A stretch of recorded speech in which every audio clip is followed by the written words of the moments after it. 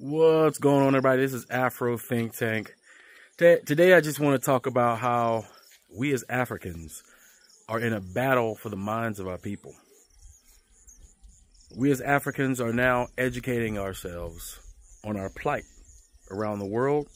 We are now educating ourselves on what exactly happened to us and how did we get so discombobulated, right? Also, for the first time in 500 years, African people worldwide now have the ability to talk to each other and to communicate. And we have the ability to dispel a lot of the rumors and a lot of the false propaganda that was placed into our heads. Now, that's a very tumultuous endeavor, right? It's a very tumultuous endeavor because we've been ripped. We've been ripped apart. And we've been de-educated. We've been told many lies about each other. And we see the effects of that today. We have continental Africans hating on diasporan Africans. We have Africans on the continent hating on other Africans on the continent. All these lines Europeans has drawn to divide us, they have worked. They've been very effective. They've been very, very effective. We forgot that we were brothers and sisters, right? We believe the things white people told us. And understand, the age of information literally just started. I remember when there was no internet. I remember playing with pogs and on the street. I remember when Cracker Jacks had toys in it, and I look forward to it. I remember when I used to go inside the cereal box and find a toy. I remember when I had to wake up at 6 o'clock in the morning to watch Saturday morning cartoons. I remember when you couldn't pause your TV shows. If you missed it, you missed it. Now we can watch anything anytime we want. Times has changed, and technology has improved to the point where now we have 100% access to us. But the problem is we still have a lot of analog idiocracy. I made that word up. I don't even think that's a word. Idiocracy. Idiot tendencies, right? A lot of us. And so just like, you know, on the continent, you have people who live a life of, I would say, they're not knowledgeable about anything outside their village, right? And we have a lot of African Americans who are also not knowledgeable about anything outside of their village that we call neighborhoods, right? We have a lot of arrogance within the American community because of the proximity to white people.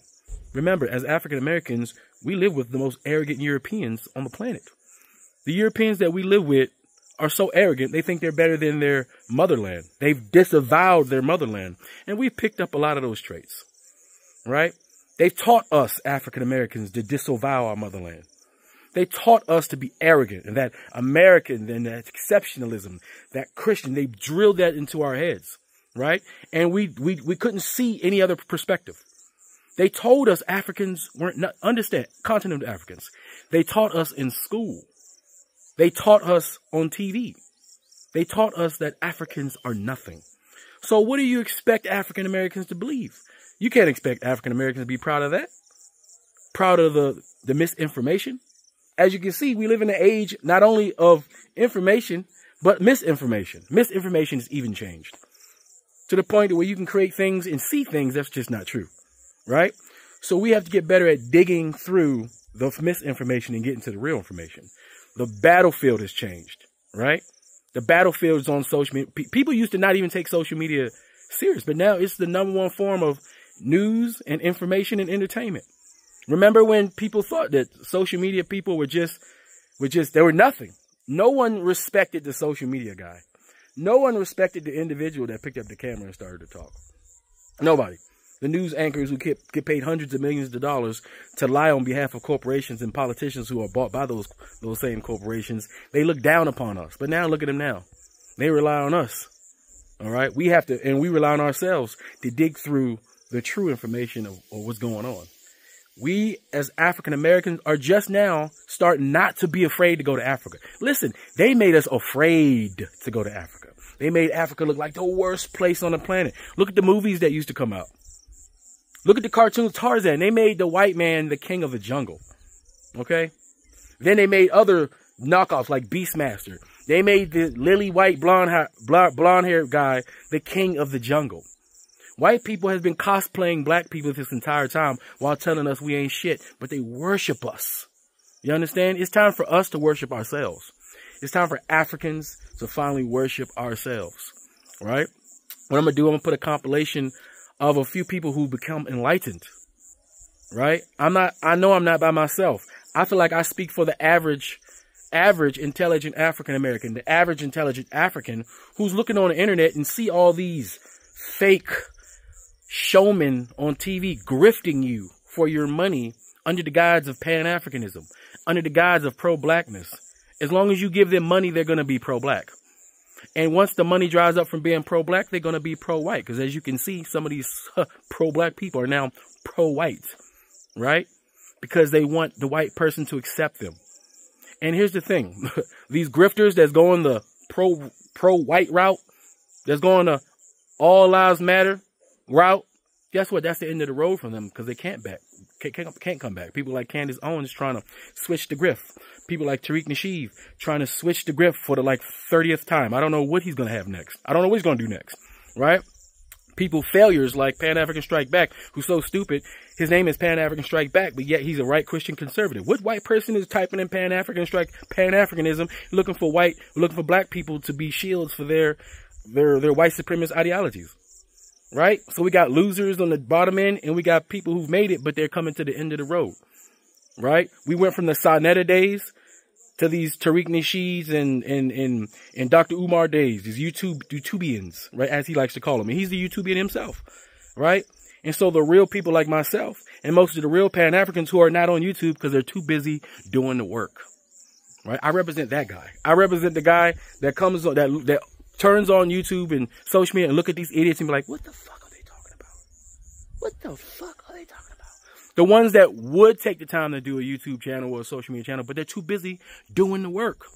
And that represents 99.99% of real black African Americans, real Africans doing the work on the ground in the real world.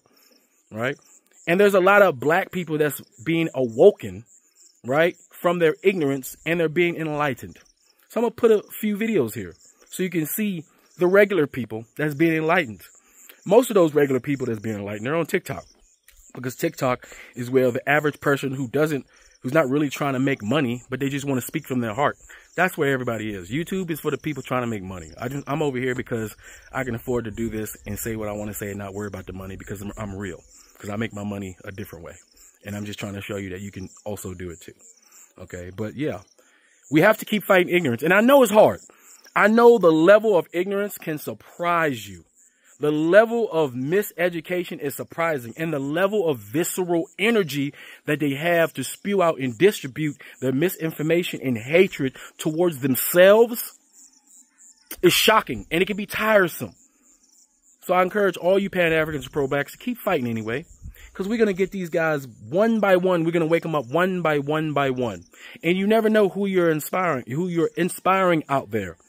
Even if you don't get the accolades, even if you don't get the views that you want on your videos, know somebody is watching you and you will change somebody's mind. You will wake somebody up. Just keep fighting. This is a battle of attrition. Intelligence versus idiots. Yes, idiots are many. They are legion. Right? But you only need a few intelligent people to destroy this idiocracy that we're dealing with. Just keep fighting. Keep telling truth. Keep speaking truth to ignorance. Eventually they will wake up. Or what they're going to do, because we know most of the ignorant people, they're like sheep. They just follow. Eventually, when all of the ignorant grifters fall off to the wayside, because you see that they come to your channels, those who you are making YouTube channels, and somehow they hover over you to try to convince themselves that they're not black. They try to convince you not to unify because they're afraid and they're scared. But yet somewhere deep inside them, their African DNA is screaming for help. That's why they're still on your channels making comments in your comment sections. That's why they're there agitating you and trolling you, because they have nothing else. Something inside them is telling them to continue to pay attention. So you keep telling that message. You keep preaching the truth. You keep preaching unity and Pan-Africanism. And we will win the day. This is a marathon. This is not a sprint. And always remember that. So without further ado, enjoy the clip. This is Afro Think Tank. Learn something, teach something. I'm out. I went to Africa for the first time. Bro, people talk about how when you get off that plane and you put your foot on African soil, something happens. And I'm like, okay, cool. Woo, woo, Bro, when I got off that plane, I set my foot, my right foot and my left foot, on the ground in Africa, in Johannesburg, at that airport. And the overwhelming feeling accompanied with goosebumps that hit me was home. You're home. So something came over me when my natural physical body was reunited to the soil of the DNA from which I came. That space, something came over me. That was nothing I'd ever felt before. And I think what I'm saying today is that we have to align ourselves with the original design for us and move in that space. I want you to imagine something real quick. Let's say I whoop your ass. Yeah. Let's say I whoop your ass for 400 years straight. Me and all my crew. We doing the A-Town stump on your shit and some Timbs and some shark boots. Now after 400 years, we say, I guess we gotta stop. So let him up. Let him get up. You get up, your back broke, your shoulder disconnected. You got internal injuries after that ass whooping. Head busted open, you concussed. You could barely even walk. Now the world is like, okay, now you got to get up and run this race, because everybody got to run race. That's just the way of life. That's the way life goes. You got to run a race to get to the finish line, and everybody got to do so. You're not exempt. So you look to your left and you look to your right, and you see the same motherfuckers that were just whooping your ass on the track with you. These the motherfuckers you running with. The race start, they just take off running. They going fast. They got hella energy. They doing the damn thing. You hear me? And you back there, you barely trying to crawl. You just trying to make it. The person that was next to you look back and say, damn, that nigga ain't gonna never make it. He too far behind. Another motherfucker like, nah, his ass is lazy. Like, he going too slow. He ain't trying to get to the finish line.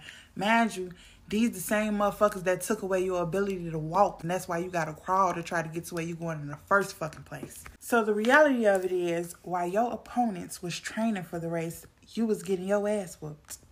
While they was training their kids for the race, your kids was getting their ass whooped. While they was learning and thriving and experiencing and training, the only thing you experienced was pain. You whooped my ass for 400 years straight. I suppose it's going to take at least another 800 of them motherfuckers for me to heal. But no. You throw me right in the ring afterwards with no proper care and tell me that it's an even playing field. Thank you for coming to my bed talk. Believers, I know this hurts, but it has to be said. There is zero evidence that you can produce to corroborate your claims. And so you're living in a time where you walk up to someone and you ask them, do you know Jesus? And then they look back at you and say, well, he never existed.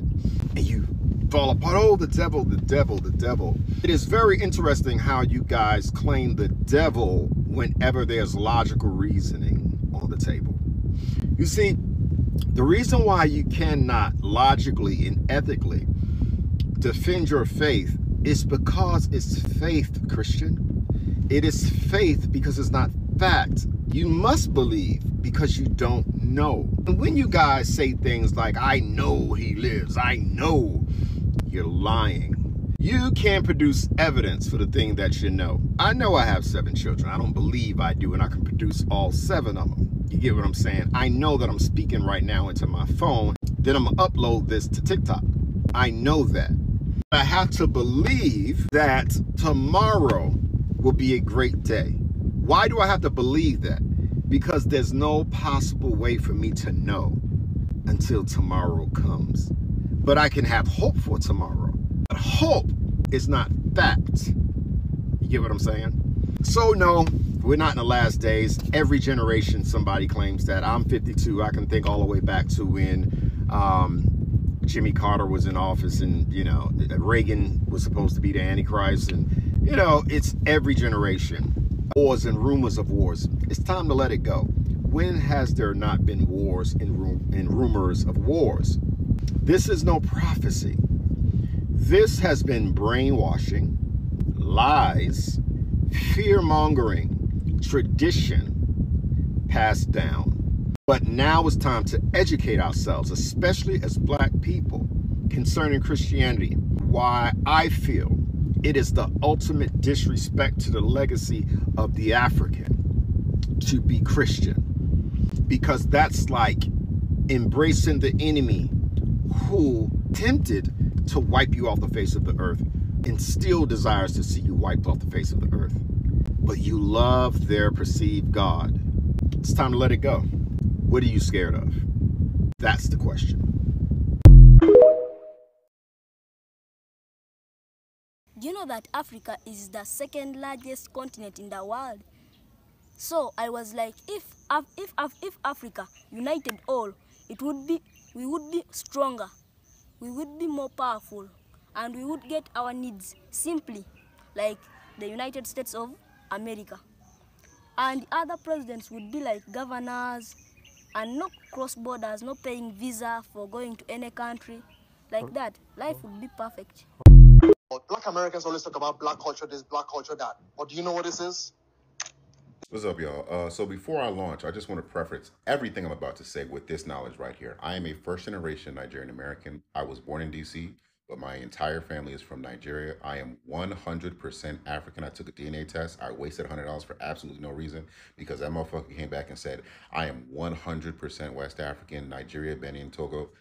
I just threw the money away. I don't know why. Now, why do I bring that up? I bring that up so that y'all understand that when I say what I'm about to say, I'm speaking from a place of expertise and experience because ultimately I know my people. I'm not going to sit here in front like there isn't a large subset of the African population, both here and abroad, particularly in the older generation, that hate black people for no reason. Ultimately, it's just a lot of self-hatred and crabs in the bucket mentality because they want to feel superior and they see black people as an easy lick, right? Which is ironic because most African nations, when it comes to their government and their economy, are in shambles. As a matter of fact, Nigeria is the scammer capital of the world. But regardless, I want to reassure y'all that not all not all Africans think like this. A lot of us don't think like this because we understand the sacrifices that black people had to make in this country, what they had to go through in this country, and ultimately how that benefited us, especially the immigrants who came here from those African nations. And without what y'all did in the 60s and 70s and all the shit you had to go through, we couldn't be here today, working towards success and taking care of our family. So even though I don't have to, I would like to apologize to every black person who saw that video and felt offended and reassure you that we do not all think like this. Ultimately, that little nigga tripping, bro. I don't know what the fuck is wrong with him. It wouldn't surprise me if he was like 50, 60 years old because a lot of them in the older generation, they got that crabs in the bucket mentality, but this nigga can't be anything more than 27, 28 years old.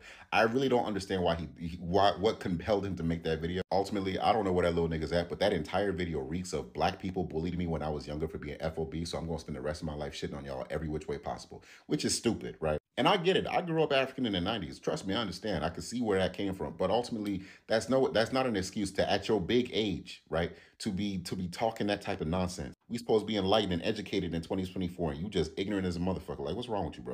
I hate when I see content like this because all it does is spark the diaspora wars all over again. I get it. Africans are different than black people culturally, everything like that, but we are all one people at the end of the day. At the root of it, on some Dr. Umar shit, we all the same people at the end of the day, right? And when this kind of talk start, it just sows unnecessary division. Like, we got bigger problems as a people, both Africans and black people. We got bigger problems that we could be working together to solve. And this dumbass nigga won't be on the internet in his warrior garb talking about, oh, what y'all know about culture. Man, shut the fuck up.